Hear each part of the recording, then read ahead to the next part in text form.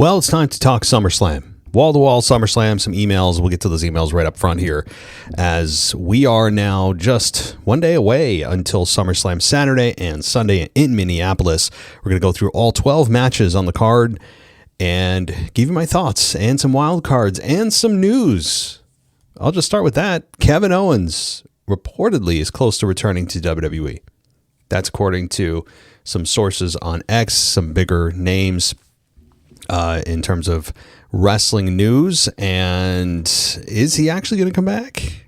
I hope so. I mean, if you do a quick Google search right now, it's on Sports Illustrated, Yahoo Sports, about the potential of Kevin Owens' return to WWE and others as well, like Randy Orton. Where's Drew McIntyre?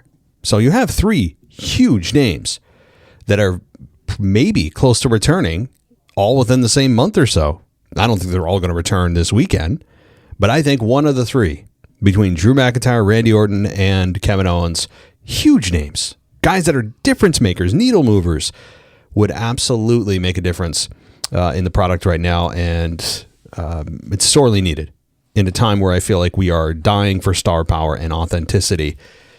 So we'll talk about that in terms of the potential of who could return. Again, I think maybe one of the three is possible, and we'll get into that. But first, let's get to the emails and also let you know that we have an ad-free experience over at Patreon, and you can get rid of all the ads you hear for as little as $3 a month over at patreon.com/WWE podcast. Okay, email time.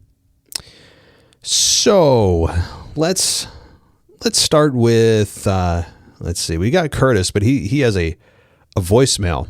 We'll get to him in a moment. We're going to start with Jeff from Calgary. He says, I completely agree with you about there being a total lack of build for SummerSlam. That seems to be WWE's MO this year for PLEs. Remember how weird it was that there was zero build for the Rumble in Saudi after a major PLE? I'll give WWE credit for the fact that the card is stacked for SummerSlam with the potential for some banger matches considering the talent involved, if given enough time. However, properly building anticipation for matches makes the difference between fans saying, I'll check out SummerSlam versus them saying, it's must-see, I can't afford to miss SummerSlam. Pro wrestling is at its best when a solid match pays off a strong build.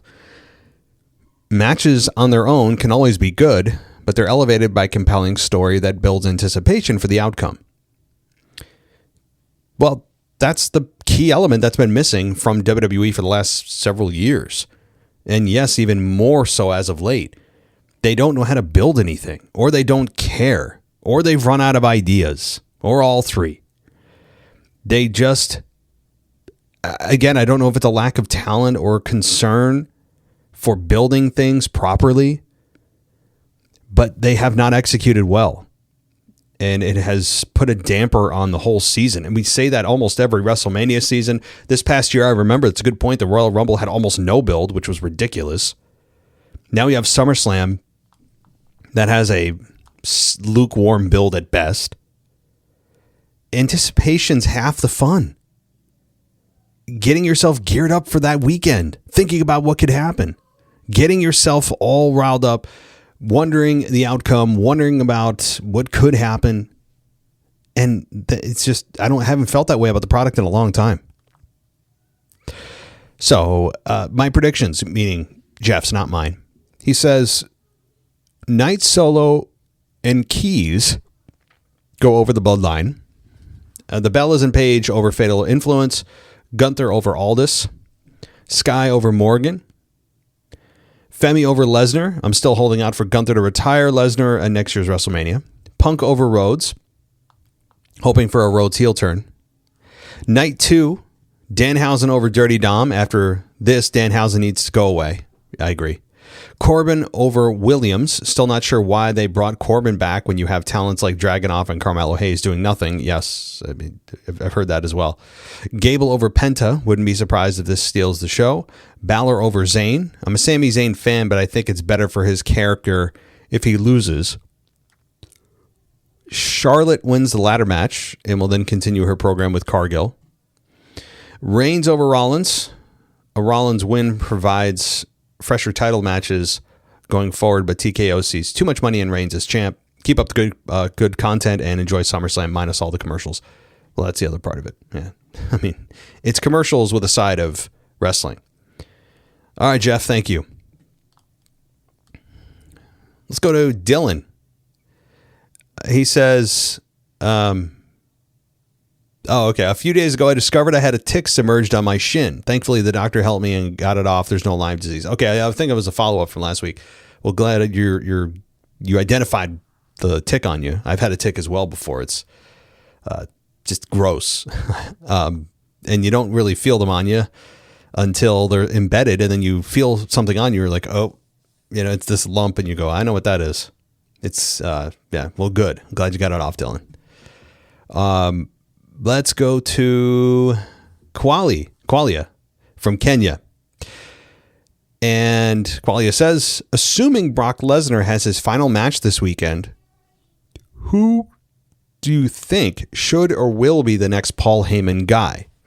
If I were to pick, I'd go with Royce Keys. He's got the look and also good in the ring if you've seen him in AEW. Let me know what you think. I'm going to take a different direction. I'm going to say no one else should be a Paul Heyman guy.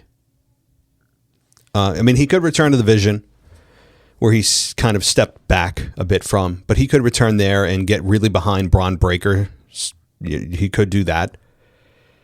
And Braun would be better for it. Braun's a decent talker, though. It's not as if he's really inept on the mic. He's decent. He could do that. But I would actually argue perhaps Paul Heyman has a different role. I know he's great in the on-air managerial role. He's been legendary with Brock Lesnar. He's had a hot minute with Seth Rollins. He's done a lot with CM Punk. I get it. And Roman Reigns, of course, as the Oracle or the tribal, the wise man. But what if he decides to maybe go to commentary? People forget how good Paul Heyman is on commentary. He's magnificent. If you want a sample, he's done a lot of it in WWE. Go listen to WrestleMania 17. Excellent. He's so good on the mic, and you can still utilize his on-air personality, but make him a color commentator, or throw Wade Barrett out the window, take Corey Graves out. Paul Heyman would be excellent. Excellent. Maybe make a 3-man booth. I guess you could do that. I like 2, but his talents could be utilized very, very well on the announcing side of things. All right. So Joey, final email, and he says, before I go into my scenario, I will tell you a gas station story. A few years ago, I was chilling at the counter. It was like 11 o'clock at night, and this customer that's a regular came in. His name is Dennis. He came in, said hi to me, and went to the back where the refrigerators are, and he grabbed one of those nasty burgers already in the plastic bag. The price of them went up to $3.99. It used to be $2.99 for the burger. They aren't bad, but they give you the shits. Dennis, who's a bit of an oddball, came up and bought one of the burgers and paid for it and started yelling, "This is just fucking wrong. What kind of fucking beef do you use in these burgers? Wagyu?" I said I didn't know the company ships them here. Then Dennis pulls the burger out of the bag. Keep in mind, he paid for it. And then puts it on the floor and proceeds to pull down his pants and underwear and literally shits on the burger and walks out. I was stunned. I called my boss, who then called the police. Dennis must have known we called the police, so he literally picked up the burger with the poop on it with his bare hands and runs away with it down the street. I can see him in the distance of the city lights still holding the goddamn burger with shit on it. The police came later, and I showed them the footage. Later on that night, Dennis comes back holding his shit in a plastic bag and throws it at my counter, and then proceeded to stick his fingers in my mouth. Wait, whoa. Okay, this just did a 90-degree turn. Let me reread that. Make sure I got it right. Later that night, Dennis comes back holding his shit in a plastic bag and throws it at my counter, and then proceeded to stick his fingers in his mouth. Oh, not my mouth, his mouth. Okay, so I did miss something there. And barfed all over the floor.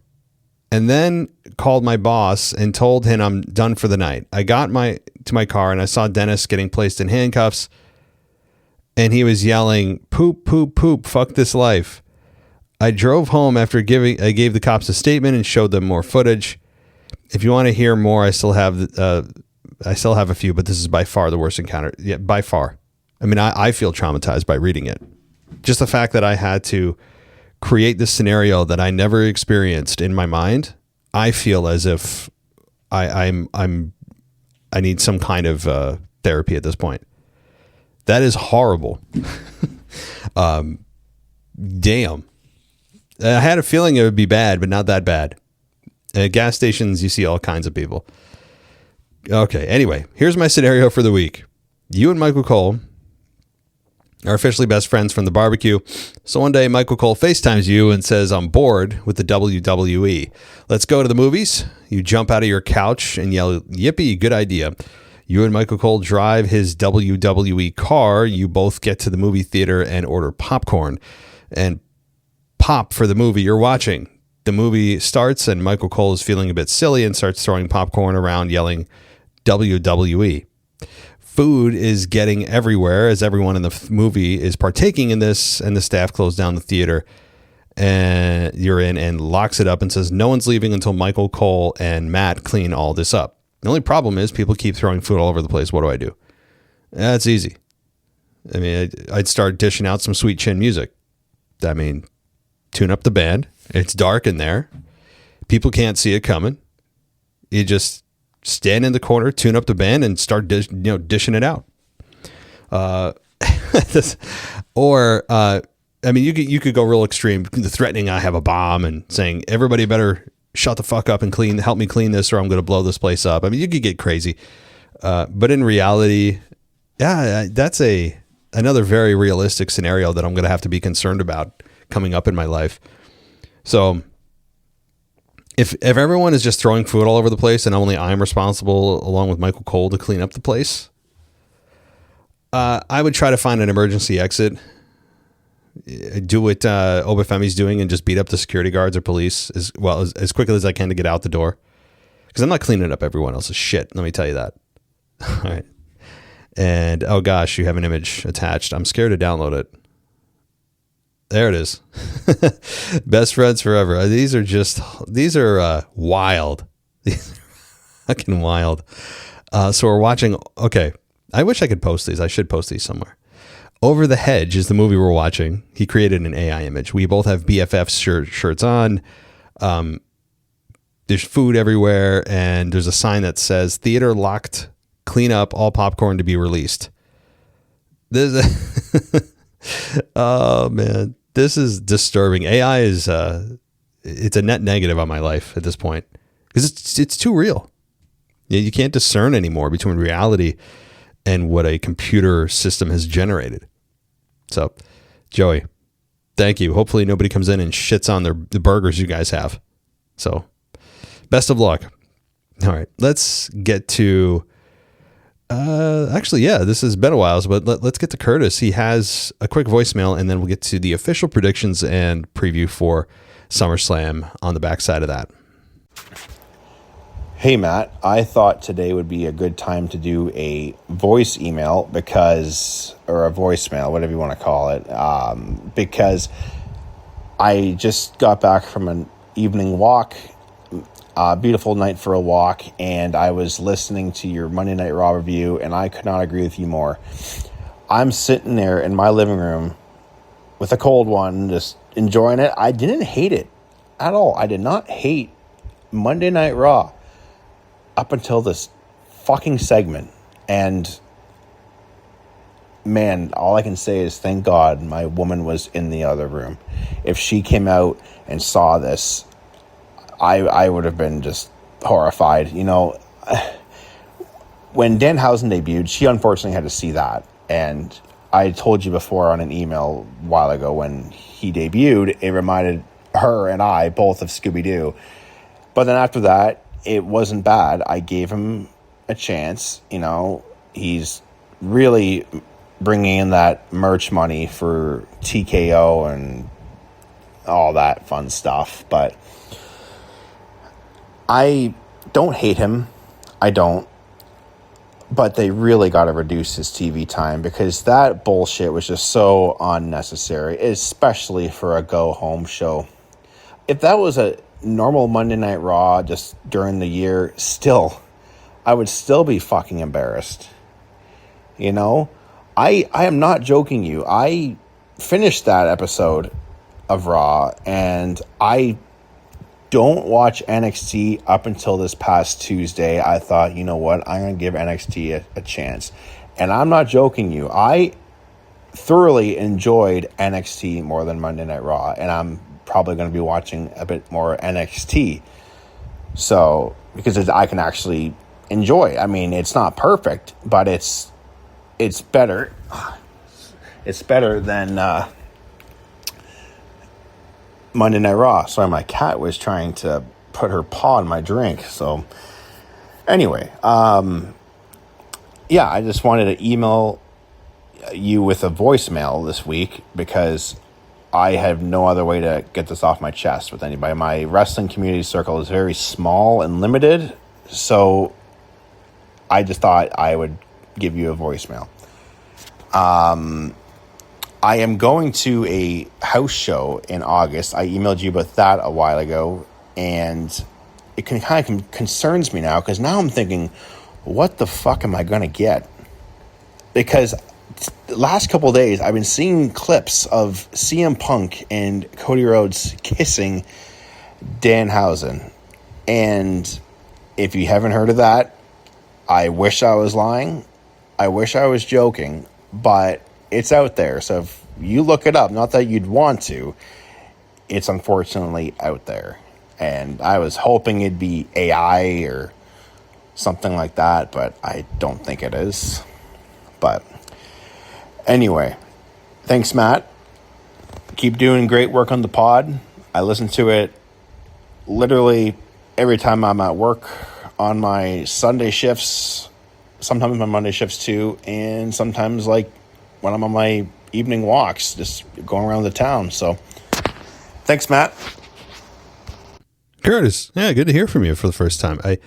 I did see this, and unfortunately it stumbled across my feed. I have been burned forever with that. And if you haven't seen it, I guess viewer beware, or if you don't care, whatever. The fact that CM Punk kissed Danhausen at a house show. Why? You know, like, what are we doing here? Is it supposed to be funny? It's just why? Yeah, that's what I want to see. A week before the biggest title defense of his career, I want to see him kissing other wrestlers at house shows. You know, that really gets me going. That engages me for SummerSlam. Really gets me excited for the show and the match. It's just, and Punk is incredible on the microphone. We all know that. No, that's an undeniable fact how good he is. And in the ring, yeah, I mean, he's shown he's still at the top of his game. Put on one of the greatest matches I've ever seen with Roman Reigns at WrestleMania. None of that can be taken away. But what the fuck are we doing here? I don't need to see you kissing other dudes, whether it's supposed to be funny or not. Like that's not, what is it supposed to do? It's all in good fun. Fun for what? What's the reason here? I don't know. But yeah, that Danhausen segment, it has been thoroughly destroyed, demolished, embarrassed, as it should be.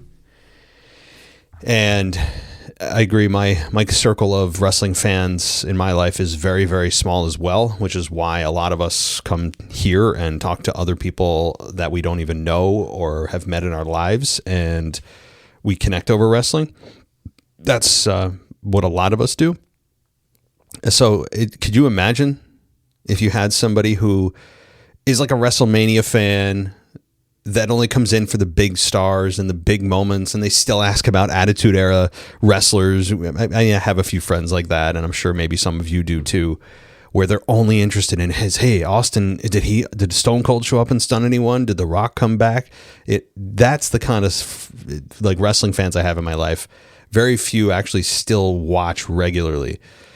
So that's also a great outlet for me here, because I can come and talk to you guys about it. But imagine bringing in somebody in your personal life to watch Raw. And they're like, okay, you know what? I'm going to give it a chance. And imagine them sitting there watching that. How embarrassed would you be? I mean, if you can be embarrassed sitting by yourself alone with no one there, and you feel ashamed of yourself for consuming this content, imagine bringing in a person that's in your real life. That's how bad it was. And I'm trying to move on from it. I think they'll learn from it, but whoever was involved in it you just need to be fired. It's that egregious of a mistake. It's not a whoopsie. Well, we tried. We had a good idea. It just wasn't well executed. See, there are sometimes good ideas that just aren't executed well. Like heel turns or babyface turns or title changes. Fine. Or a stipulation in a match. Fine. I get that. I can appreciate the effort, and sometimes it just doesn't go the way that you think it's going to go, or it doesn't play out the way you think it's going to.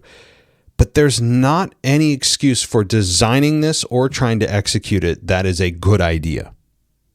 It is a cancer to professional wrestling when you see this shit. And there's been things like this too. I mean, Danhausen has been evolving into more and more of just a plain walking cartoon. And he's had some decently chuckleable segments. He's done decently in his role backstage, but the moment you bring him out and you put him in front of a crowd, the crowd receives him well, but he always has to have some other ridiculous antics or people or midgets or boxes or toys or magic tricks.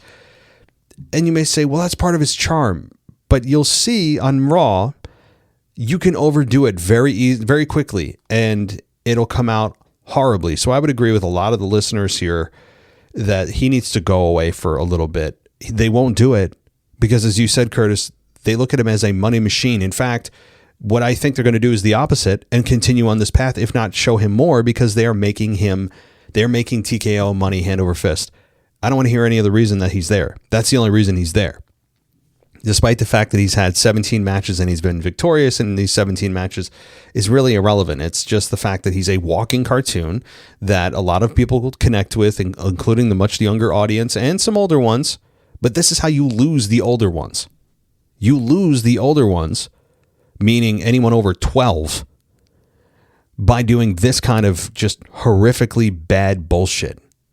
And when he's out there just too much. But what I'm hearing is he's going to have an ice cream truck at SummerSlam, all this other, he's going to do something ridiculous at SummerSlam. So they have put themselves in a precarious position with this character. And I'd be very, very, very cautious about how I present him and how much I present him over the next week or two, and give fans maybe a chance to breathe. The thing is, they won't, because TKO just cannot help themselves and will forego everything and anything to make money, and feel that if he's not on TV, how are kids going to be reminded to go buy his merch? So good stuff, Curtis. Thank you. Anybody else wants to send a voicemail, you can do that. You can do that via email, Just email me, mailbag@wwepodcast.com. You can create a voice memo on your phone and just send it as a file. So I don't mind playing voicemails as long as they're about 3 minutes or less. I don't want any 10-minute rants. I understand the need sometimes, but if you can keep it 3 minutes or less, I'd have no problem doing what we just did here.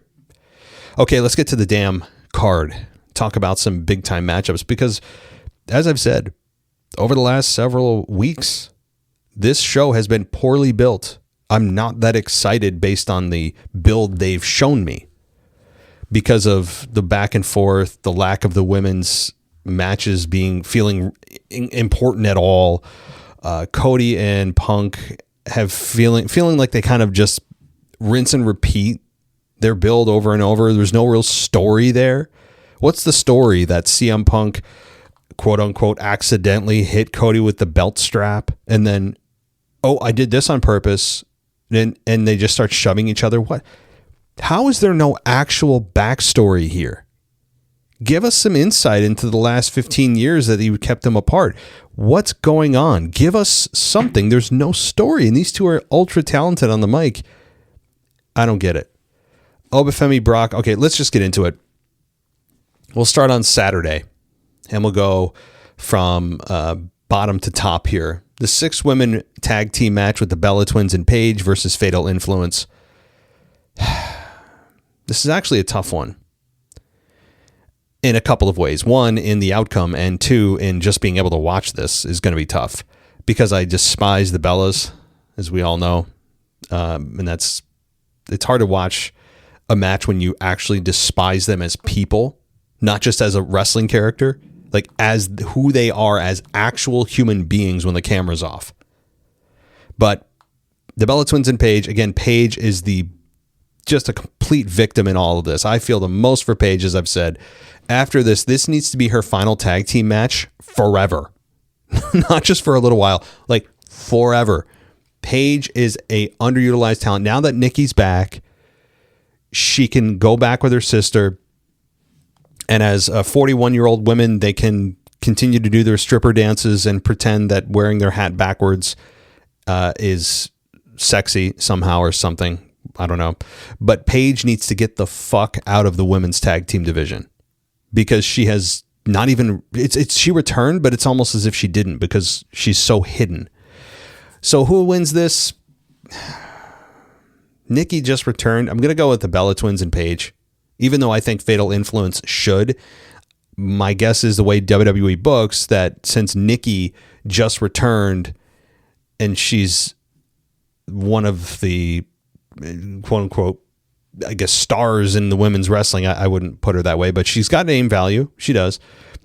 I think that they'll have her win and get things started off right if this is the first match of the night. Okay. So Bella Twins and Paige win, and then Paige can do what she's best at, and that's stay in the singles division. The men's 6-man tag team match. LA Knight, Solo Sikoa, Royce Keys versus Jacob Fatu and the Usos. This one seems pretty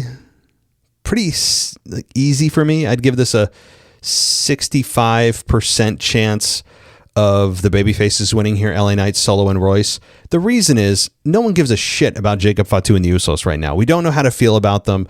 Are they with Roman? Are they not? Roman's ignoring their business, but they're kind of helping him, but not really. And they're acting like heels at times, and other times they're not, and humping up the crowd, and Jay's running it back, but then they're going after LA Knight, so we're supposed to boo him. It is a fucking mess. So I think LA Knight and Solo, especially Solo and his momentum as a babyface, this new, fun, laid-back Solo, you need to have him win here. And especially also with Royce Keys. Royce Keys being on the rise, new to the roster, getting some rub from the other guys. You need this team to win. So I think Solo, LA, and Royce win. I don't want anybody turning on anybody, by the way. No Solo turning on Knight or Royce turning on Knight or Knight turning on nothing. Everybody stays in their lane, and we have a nice babyface win with Solo Sikoa at the forefront. Okay. This next match is very interesting to me, and more interesting to me than initially I had in my mind. And it's Nick Aldis versus Gunther. And the biggest driver of that is the fact that Chris Van Vliet had interviewed Nick Aldis, and he just posted it a couple days ago. And Nick Aldis got very emotional about his upcoming match and talking about how much this means to him. And he was crying with Chris Van Vliet. And he was saying how people don't know how hard I work to come back. He's worried about how he's going to perform, given the fact he hasn't had a match in 3 years. So go watch it. It is such a genuine, very heartwarming moment. I don't say that often here, but that did more for Nick Aldis, for me, and probably anyone else viewing that, than 3 years as a GM. And he did an excellent job as GM. Excellent. Probably one of the best GM roles I've ever seen. And that GM role has been going on for 20 plus years? More than that?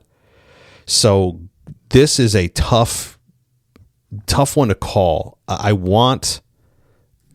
actually don't even care who wins this. It's not about that. For me, it's how does Nick look? And I hope he looks awesome. And I think he will. That's, to me, on a human level, what I hope is the end result. But who wins? Gunther should win.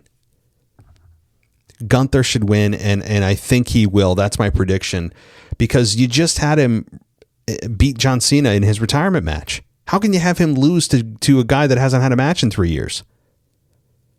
Gunther should win this, despite the fact that Nick Aldis is going to put up a hell of a fight, and I think we'll get a standing ovation from the crowd at the end. Liv Morgan and Io Sky in the Women's World Championship. I got to say I'm not interested, and I hate saying that, but number one, we just saw this at the last PLE, Night of Champions? So we just saw this. They have not done a whole lot to build this, and the match itself will be fine, 10, 12, 13 minutes. I think Io Sky will win only because Liv hasn't defended it in a while. That's usually a telltale sign that they're about to drop the title from you the next time you do defend it. So I think Io Sky will win. And that's really all I have to say. Obafemi, Brock Lesnar, Hell in a Cell. This one is very interesting. They have done an okay job promoting this match. I wouldn't say it's been awesome, nor would I say it's terrible. It's been okay. I think that this match will go 12 to 14 minutes, maybe longer. And there'll be blood. There'll be incredible feats of strength. Perhaps somebody actually lifts the cell up so they can climb through, or something crazy like that, or actually rips the cell wall off or something like that. The mesh steel will get pulled off of the hinges, something along those lines. Someone will actually rip the door off like Kane did in 97. That's why I think Obafemi will do that to get to Brock Lesnar, where Brock thinks he has him where he wants him. Brock gets outside the cell just like he did on Raw. And then Obafemi gets his adrenaline going and has some incredible feat of strength where he is actually able to tear through the cell. And then they fight outside the cell. They might fight on top. They don't have to fight on top, but we always love that. I don't need anyone taking a bump through the cell. I don't need anyone playing the role of Mick Foley. But there needs to be violence, blood, and incredible feats of strength. I'd give this a 95% chance of Obafemi winning. I would be floored if this is Obafemi looking up at the lights and he loses. I would find it hilarious. I wouldn't get mad. But people would riot if Brock Lesnar wins, despite the fact they're in Minneapolis. It's not his hometown anymore, though, by the way. It hasn't been his hometown in like 15 years or more. So I think this is not Brock Lesnar's final match, by the way, either. I think Brock will go to WrestleMania. There's too big of a payday with Saudi involved for Brock Lesnar to miss that. So I think Oba wins. Brock goes into hiding. He'll show back up at the Rumble as he does. And then WrestleMania 43 will be Brock Lesnar's final match in Saudi against perhaps Gunther. All right. CM Punk, Cody Rhodes. Easily could be match of the night, yes. I don't know how this isn't match of the night. May not be match of the weekend, but it should be a candidate for it. Excuse me. I think this match should be memorable. Do I see a return here? Potentially. Is there a turn here? Potentially. I think you could have Drew McIntyre interfere. If you want to keep Cody Rhodes babyface, he could interfere and screw Cody. Cody and Drew have a long history. If you're going to have Drew McIntyre appear here. You could have Randy Orton appear here as well. They have unfinished business from WrestleMania. Remember, we haven't seen Randy in like 3.5 months. And Cody beat Randy, as we all know. So you could have Randy Orton screw Cody here. But to me, the more interesting thing beyond Drew McIntyre coming in or Randy coming in is Cody turning heel. That would be beautiful. You could have Cody Rhodes do something cheating to win, taking advantage of an opportunity, of a moment. And he has said, I need to win. Now, he's said that before, but he's really laid that on thick this time. And when someone needs to do something, they'll do anything to get that result, despite the fact that it morally may be questionable. So I think in a 20-minute excellent match, probably 4 out of 5 star match. Cody Rhodes ends up losing. Punk retains. Because unless you're going to turn Cody heel, there is just absolutely no interest in seeing him as champion right now. None. So you could have a Cody heel turn if he becomes champion, but if you're not going to turn Cody heel, then Punk stays champion. You could also turn Cody after the match, where Punk beats Cody flat. There's no interference, no Drew McIntyre, no Randy Orton.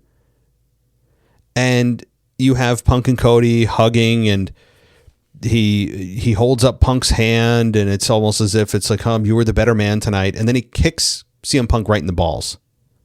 You could have that. For me, the end result should be the same. Cody should turn heel here.